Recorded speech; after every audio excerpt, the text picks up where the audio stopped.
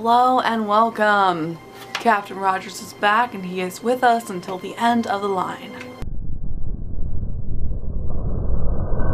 Captain America Winter Soldier was released in 2014 and it is our second Captain America film in that trilogy. This one was directed by the Russo brothers who just did Infinity War, so we will be seeing more of them as we continue on down the line. The concept of this story is fantastic. There's so many conspiracy theories, there's so much talk about the Illuminati and the NSA and the government and everything and Big Brother, and this is what it's all about. This plot is all about this and who you can trust and who you can't trust, and that there's an underlining Hydra is still alive and they have compromised S.H.I.E.L.D. and we have to figure out a way to stop them. And I really do admire that they went with this plot line. It's so close to home, it's so relatable, and that's what the comics were all about from the beginning. That's what they did in the 40s. Captain America was really created to be a superhero to fight the Nazis, and they continued onwards, and now we have the issues that we're dealing with today. Society's at a tipping point between order and chaos. Captain, are you ready? For the longest time, I just wanted to do what was right. I'm not quite sure what that means anymore. The world has changed. None of us can go back. It's still such a modern threat, and we're still going through it every day. Especially now with what's going on with the presidency, but we're not getting into that.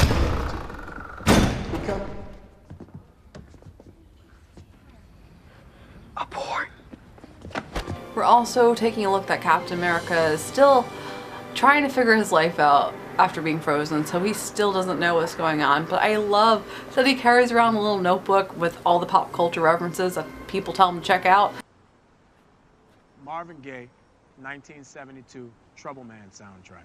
Everything you missed, jammed into one album. I'll put it on the list.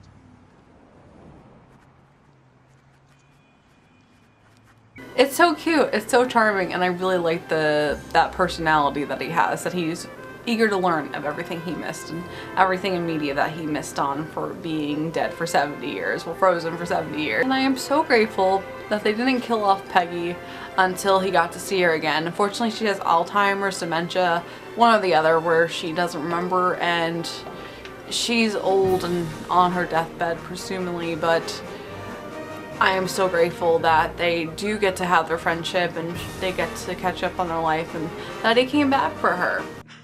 Always so dramatic. Look, you saved the world.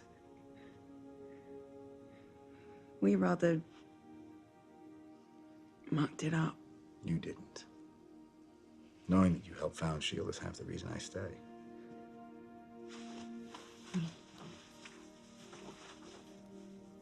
The world has changed. None of us can go back. All we can do is our best. And sometimes the best that we can do is to start over. Even though he can't physically dance with her, it's still really sweet, and I'm so grateful that they put that in there, and it makes me feel a little bit better that he got to still have a relationship with Peggy, even though it wasn't a marriage relationship or a dating material relationship, that they are lifelong friends. And he's lifelong friends with Bucky.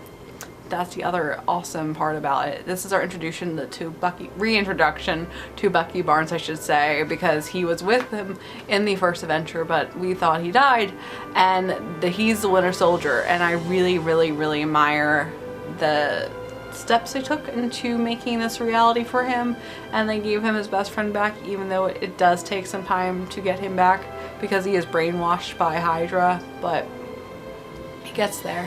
And I love Sebastian Stan. I've said this before, but he's fantastic, and I really love him as Bucky, and I'm really excited as we continue on to see the relationship blossom and continue and get back to the good old days. They're the only people that have the shared life experience, and it's cool that they were from the beginning of the century and they are here in modern day society. The only issue I had with this movie besides was I felt like the action sequences went on a little bit too long at times.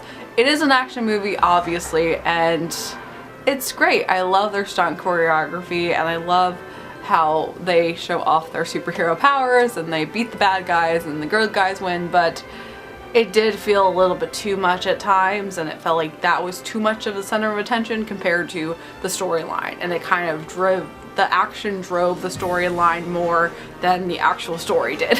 So that's the only minor complaint that I had if I was nitpicking, but everything else was fantastic. We're gonna continue on.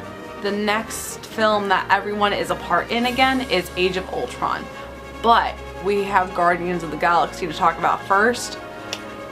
They have their own film in the summer that came out in 2014, so that is next on our list.